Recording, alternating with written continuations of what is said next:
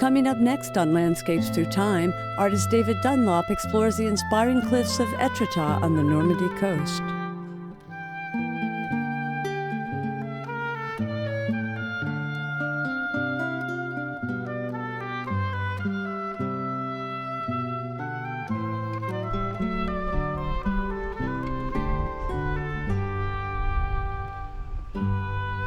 How does this small harbor on the northern coast of France attract all of the great landscape painters in the 19th century? The great romantic painters, the Barbizons, the French realists, the Impressionists. What was its magnetism? What did those artists do here? I'm David Dunlop. I'm a landscape painter, and I'm here with some of my students. We're going to put our easels where Monet and Delacroix and Courbet and Corot put their easels, and try some of their techniques and ideas. Across this body of water, the English Channel, or as the French call it, La Manche, lies England. England's great landscape painter, Turner, came here to paint. Just around those cliffs and down the coast is Le Havre. It's where Monet was raised. And Boudin taught him how to paint plein air on these beaches at Honfleur. And then past that was where the Allied forces came to land in World War II. My father was with them. Before that, in 1066, William takes his armada over to England, and a sign of his success, comes back as William the Conqueror. We're here to explore and try to rediscover the history of Etretat in art. The 1800s were the century of landscape painting. What made Etretat such a successful and great choice for artists was geology. It was a new and popular science. Meteorology, changing skies, clouds, and weather. Seascape, they'd become popular like never before in art history. There was another thing, and it was the railroads, and it was the railroads from Paris to Etretat, Paris to Le Havre. That brought Etretat closer to the cities. And then the steamships, that brought people to Etretat. It was as though industry and science and popular imagination had pre-selected Etretat to be the perfect choice for landscape painters. Putting the easel here reminds me of Courbet setting his easel maybe 30 yards back from here. Just about 30 yards or so. So we're really close. The day, of course, was a little nicer, but he didn't paint this painting on location like I'm painting it. Monet did. He draws some sketches with Monet, though, and that's what's interesting about Etretat. Monet can't happen without Courbet. Courbet can't happen without Delacroix. Romanticism, realism, Impressionism. It's that sequence. Delacroix is born at the end of the 18th century, and he dies in 1863. He's the first to break from that conservative tradition of the Enlightenment, where deductive reason was the prevailing idea. These are impassioned responses. That's why his cliffs are so tall, his gestures so free. There's something subjective and full of feeling and passion in the sublime, because there's this difference that's happening right now, and Delacroix is right at the center of it. That difference is Enlightenment with Kant and Jefferson and Madison, all of the people that we know, that's ending with this new idea of feeling and subjectivity. Reason is being suppressed in favor of this sense of feeling, but he's in both worlds. He's got a foot in both camps because he admires the classical artists. Now he's going to do this classical idea of sketch and paint. This painting of right on the Normandy coast, we're on the Normandy coast, is probably concocted in a studio. It's only these little sketches that are outside. Now after Delacroix, who is pushing the idea of observed color, who's pushing the idea of feeling, comes Courbet. He's a radical socialist realist. His politics get him in trouble at the time of the Paris Commune in the early 1870s. He ends up dying an expatriate in Switzerland as a result. And what Courbet is going to do is try for sincerity. He's not going to try for that sublime feeling. He just wants something that's very personal and sincere. And so when he comes here, he's going to put the workers' fishing boats in because of his empathy with the poor and the lower class and the workers. That's what fishermen were considered. This is Monet. Monet comes here in the 1860s, and then again when his dealer Paul Durand-Ruel in the 1880s, 83 says, "Claude, I think there's a big market for seascapes." They realize in the early 19th century that that's sedimentary rock. See all those lines? They get little lines in here. That's the sediment over the millennia. Finally, science has told us, and we're reading the rocks, that the Earth is very, very old, and there's this profound interest in geology. All of those things are combined into one, and all of our artists are caught up in trying to capture it in their own way, as a sensation in a fleeting moment, as a visceral texture of rock, or as a dramatic and romantic feeling response to what's going on. They respond differently, they pass the traditions on to one another, and we're going to try it here on my next palette. Delacroix and Courbet would have sketched, and carefully. I'm sketching loosely in a way that's more like Monet's than Delacroix's. Now the sedimentary rocks are running this way, but the dramatic effect is this. Delacroix is not like Monet, he's not like Courbet.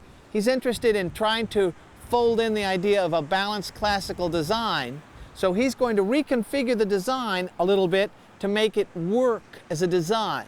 And I'm doing something that is very much like Delacroix. He uses these aesthetic thirds. There was a classical idea that where the thirds intersect were aesthetically charged points. If they divide in two, the picture splits apart. But if they divide in thirds, fifths, sevenths, ninths, and so forth, we see unity. Now I'm going to put Delacroix's undertone. As a young man, Monet puts the same undertone in. Rembrandt does the same thing. For Delacroix, Rembrandt and Rubens are heroes.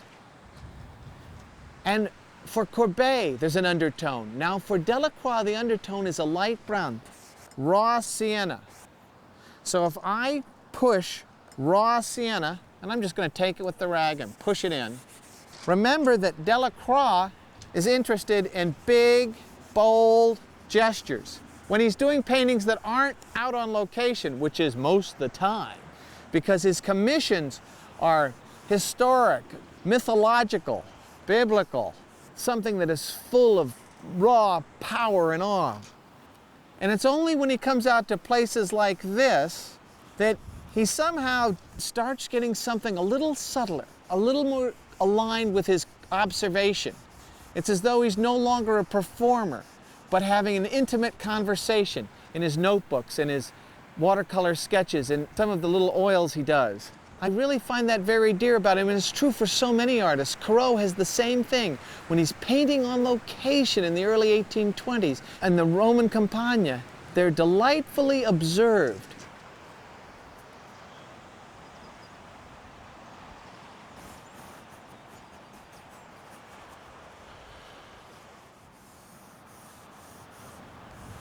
It's got a vortex, a V, to bring you into the space.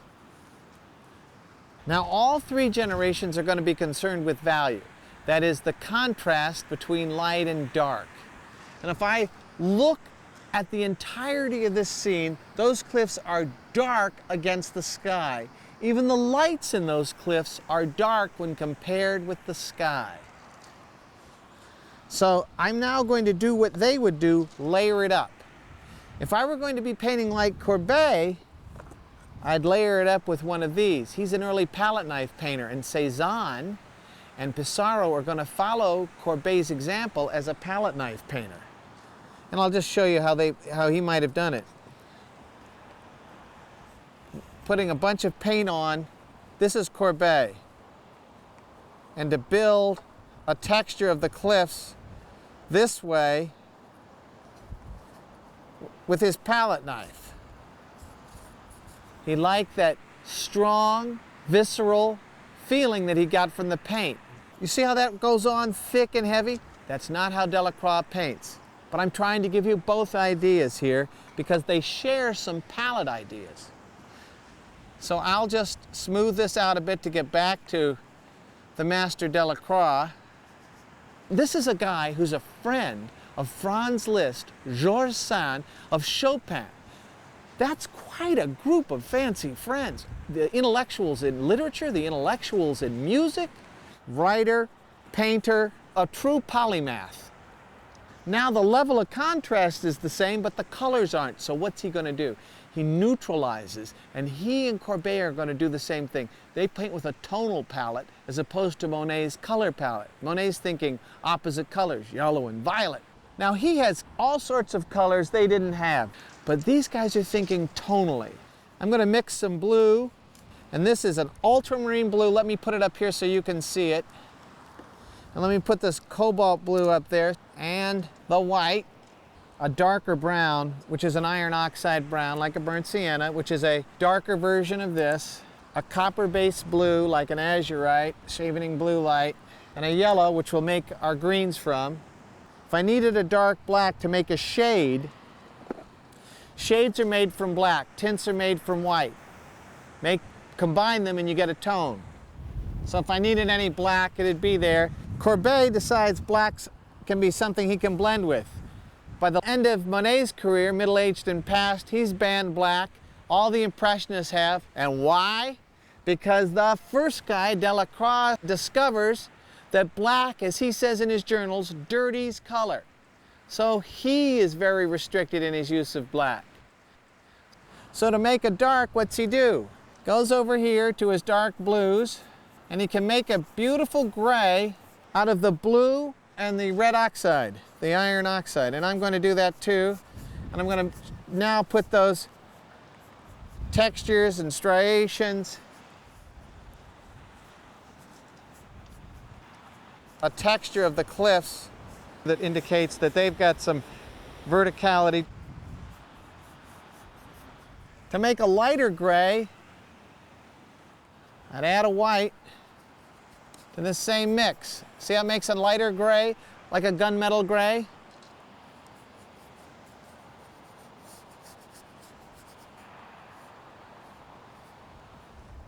You can even scrub some of that into here, because they're going to lay those colors in together just to give that feeling, that romantic feeling.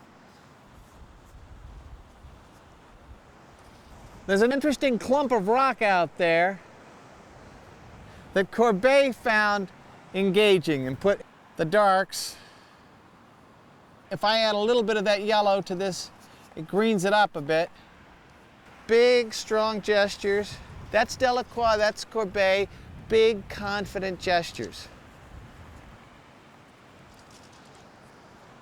And what Courbet is going to do is try these earthy green textures. And interestingly, they're the same sort of colors that Delacroix would like. Now, there's a contrast question. If I make the contrast a little higher, this becomes even lighter.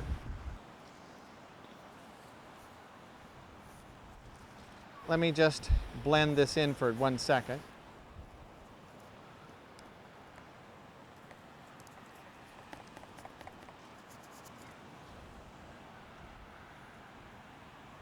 That color's mixed with colors here in Courbet.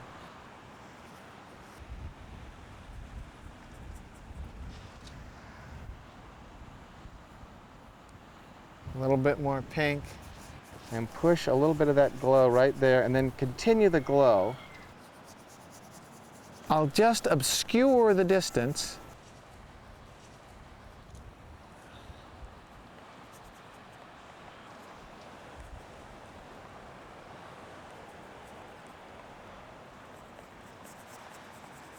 I've got this sky that I'm going to graduate with light coming up.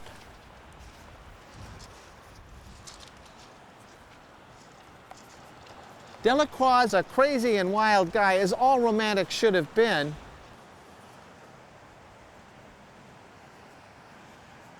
When he does his work with Goethe, he does these illustrations for Faust. Goethe says of Delacroix's illustrations, he said, "They were so profound, I liked them better than my own work. In fact, they gave me insights about my own work." He was so respected.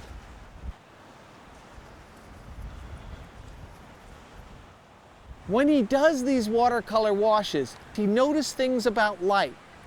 He's the first to read about the color of Michel Chevreul in 1839. Chevreul has been working at the Gobelin Fabric Institute. He publishes these rules about color and principles of harmony. And Delacroix in 1832 on a trip to Africa has already noticed these things in his watercolors. He's noticed that in the shadows, in the bright light, there are violets. And he puts that in his journal. And when he puts it in his journal, that's real important to the Impressionists who come later. When Renoir gets his journal, he puts it under his bed at night. These people keep Delacroix close to their thoughts because he guides them. He breaks through. Now we'll be in a point at which we can put the contrast into the foreground. Delacroix, he was a fan of Poussin, and that's because Poussin was concerned with design. Now here we could go a little deeper.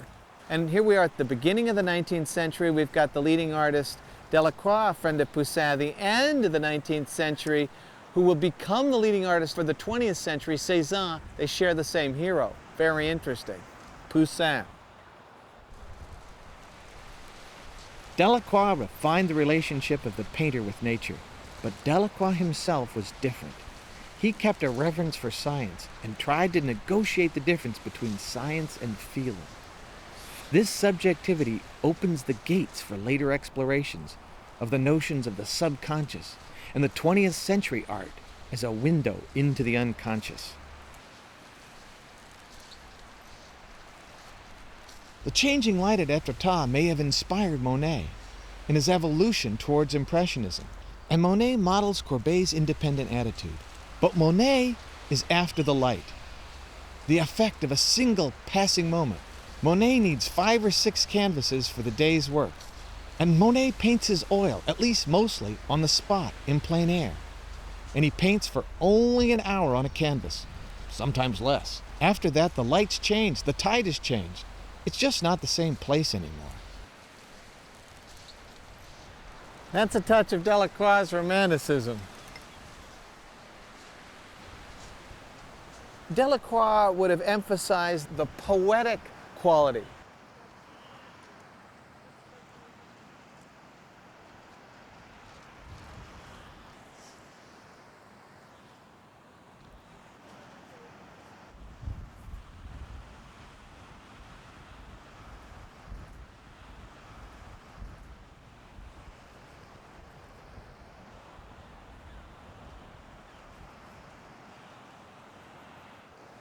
Not looking for perfection. We're looking to get some sense of how Delacroix would have laid down a painting.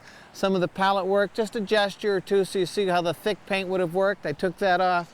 And now I'm going to just take the tape off to see how it's come so far. It's a plein air piece, which would really be unusual in oil. But you see something of that palette that especially Courbet and Delacroix would have worked with. Across this small harbor, some of my students put their easels. I want to go check on them and see how they're doing. Sarah, Vicky, Loretta. David. Seagulls and hat all went at the same time. You know what I noticed right away? What? You probably have an idea. Scale. Now, what Delacroix... Oh, but wait! It's a good thing. Because what Delacroix does in the 19th century is he's a romantic. He believes in the sublime, the awesome in nature, and so he wants to exaggerate. Cliffs that are tall, he makes taller. Waves that are big, he makes bigger. Right now, these cliffs look really tall. Scale size, of course, taller than those over there. So Loretta, when I measure this, and I can measure it this way too. Now I'm going to go up and down. And I go down, that's how tall the wall is, that's how much water there is. right there. And if I go up the other direction, I'll just go up, double, and I come across, that's how tall the wall is. Go up, double, come across, that's how tall the wall is. Right. It's just a scale check. That's why artists for centuries, including Delacroix, did this. It wasn't just for theater. It's because they're measuring the relative scale. But remember what I said about exaggeration? Exaggeration makes the cliffs look taller, it's more dramatic.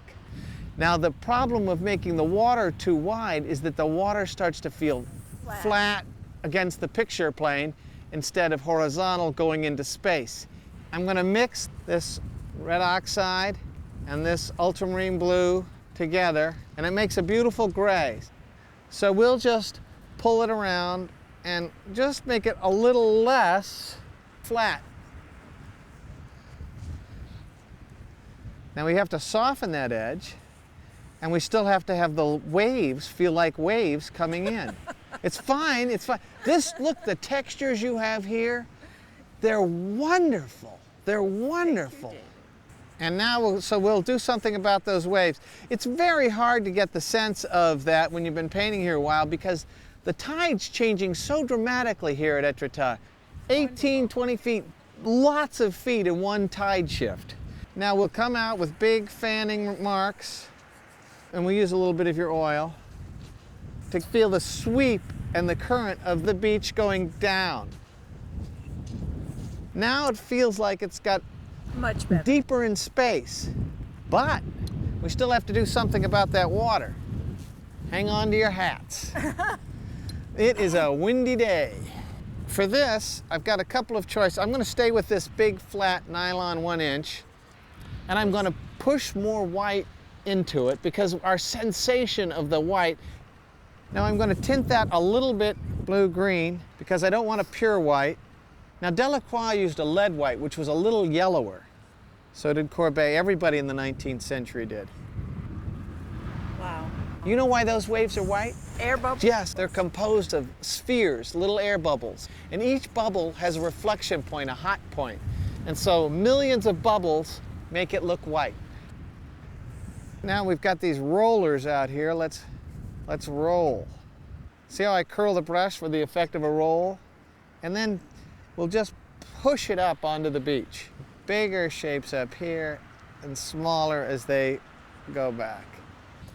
In those rollers, you see it's light, dark patterns. It's light on the flat surface and a little gray and deeper green on the shadowed surface. You can add a little pigment, but we'll check that value over here. I like the way you use that brush so flat. Use it like a flat blade and pull side to side.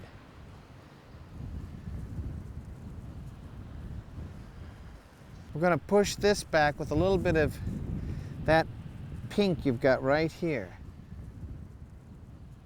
Testing the color here.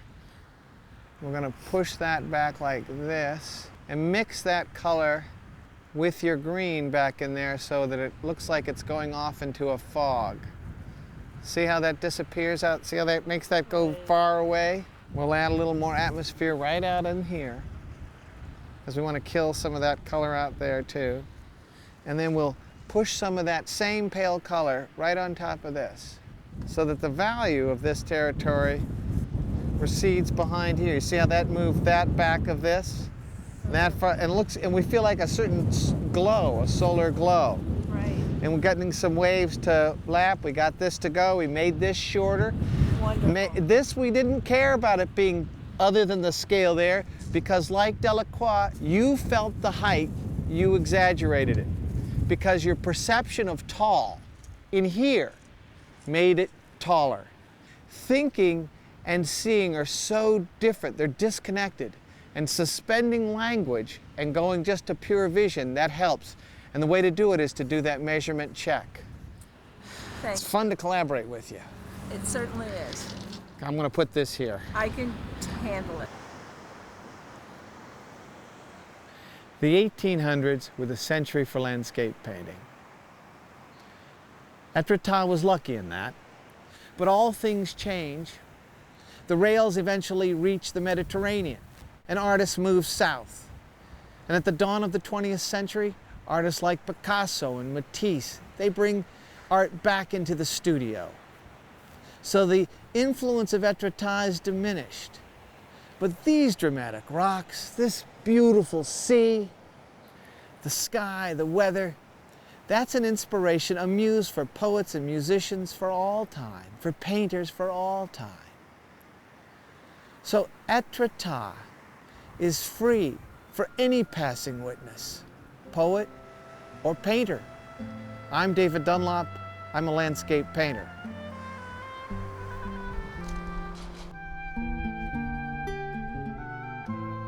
On the next Landscapes Through Time, artist David Dunlop explores the new Giverny of the American Impressionists in Old Lyme, Connecticut.